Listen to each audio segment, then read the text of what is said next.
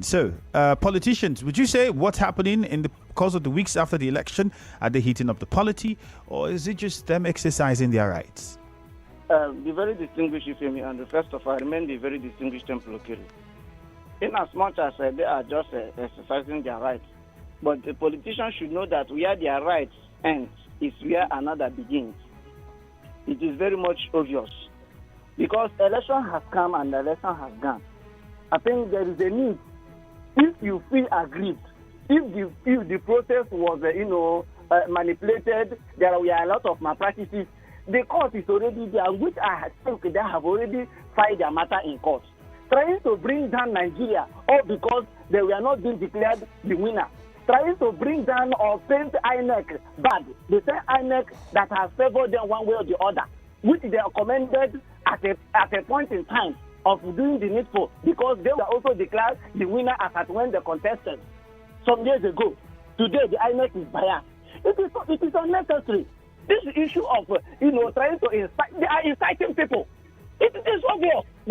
A lot of this comment is going to cause some mayhem, and it's not a welcome development. They should stop this. Just inculcate the spirit of sportsmanship. But then the comments are constitutional. It isn't like they are just making comments that are not within the law. Yes, of course. They are constitutional. But there is something there is a comment you push forward now. And that is deciding their rights, or they are trying to bring back the politics.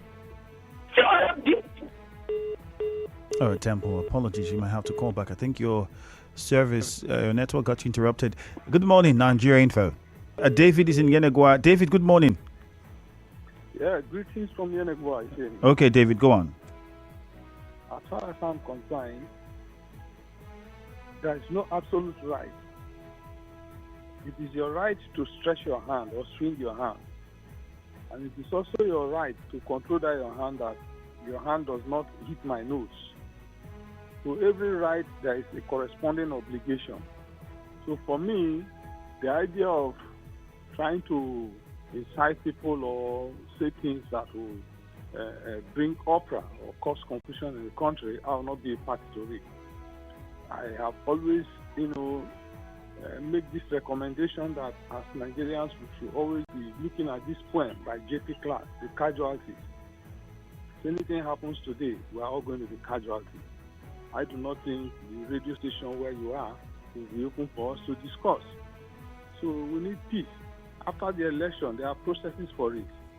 But then, David, the worry now is he hasn't said something or anything that is out of his rights or out of the Constitution. He simply was just stating what is in the Constitution. So at what point would you, from what you're saying, say that is inciting? If they're saying the right thing according to his perspective, or saying what is written in the country's Constitution is inciting, you would say that it should not be said?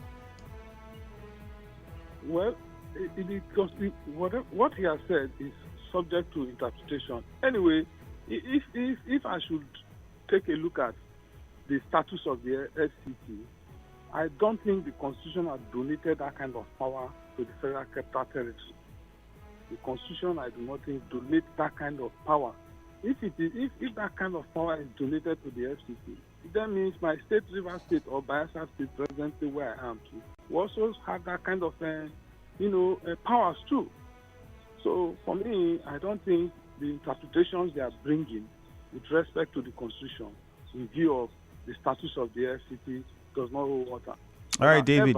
The court is still there for adjudication or proper interpretation. Okay, so, David. Yeah. Thank you. Let's go to... Finally, my final submission is we really need peace in this country.